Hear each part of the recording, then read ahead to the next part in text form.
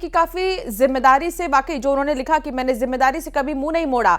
जैसे ही NEET paper leak का मामला आया वो फट से प्रेस कॉन्फ्रेंस भी करने के लिए आए। उन्होंने बात भी रखा कि अगली बार से कैसे परीक्षाएं होंगी। उन्होंने ये भी कहा कि जिन लोगों ने ये हरकत की है उन्हें बख्शा नहीं जाएगा। देश के प्रधानमंत्री 2 बार आते हैं, सबके सामने वीडियो जारी करते हैं और यही बोल रहे हैं कि हमारी प्राथमिकता युवा है। और अब धर्मेंद्र प्रधान का इस्तीफा, हालांकि अब देखना होगा आगे क्या प्रोटेस्टर्स का रुख रहने वाला है। आशीष मेरे सहयोगी साथ जुड़ गए न्यूज रूम से।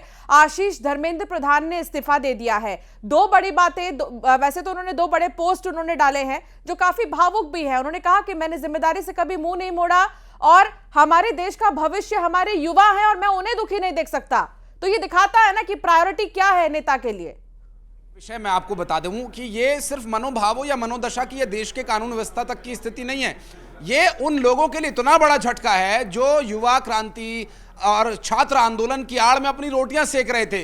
राजनीतिक घटनाक्रम जो भी कुछ चला अभी बीते 10 दिनों में, धर्मेंद्र प्रधान उससे दुखी हैं। पूरा उनका वो लेटर, वो पूरा इस वक्त मेरे हाथ में, अंशिका, ये पूरा मैं लेटर भी आपको पढ़ करके सुनाऊंगा। लेकिन इस वक्त जो सबसे महत्वपूर्ण और सबसे बड़ी बात वो ये कि देश की राजधानी दिल्ली जंतर मंतर, जिसे दूषित करने का काम हो रहा था, जहां की पवित्रता, जहां की शुचिता को नापाक करने की कोशिश हो रही थी, जेनजीज के नाम पर अपनी राजनीतिक सियासी रोटियां सेकने की जो कोशिश हो रही थी, वो अब पूरी तरह से फेल हो गई है।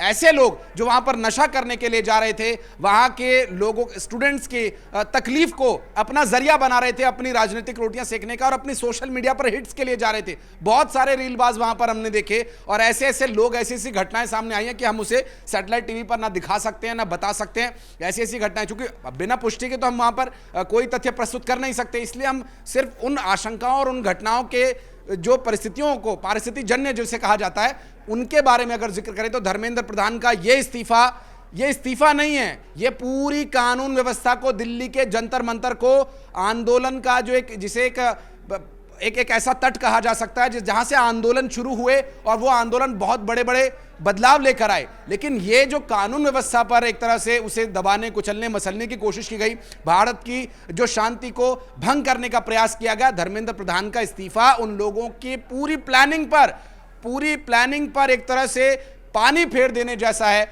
और इस वक्त धर्मेंद्र प्रधान ने जो ये कदम उठाया, प्रधानमंत्री नरेंद्र मोदी को जो उन्होंने पत्र भेजा और उसमें जो भावनात्मक बातें उन्होंने कही हैं, वो तो आपने अपने हमारे दर्शकों को बताई ही। लेकिन धर्मेंद्र प्रधान के इस इस्तीफे के बाद राजनीतिक घटनाक्रम और सियासी जो माइलेज लेने की कोशिश हो रही थी, उन लोगों के लिए एक बहुत बड़ा झटका। अंशिका, बिल्कुल आप ठीक कह रहे हैं आशीष, उन लोगों के लिए ये झटका है जो लोग वहां पर अपनी राजनीतिक रोटियां सेक रहे थे।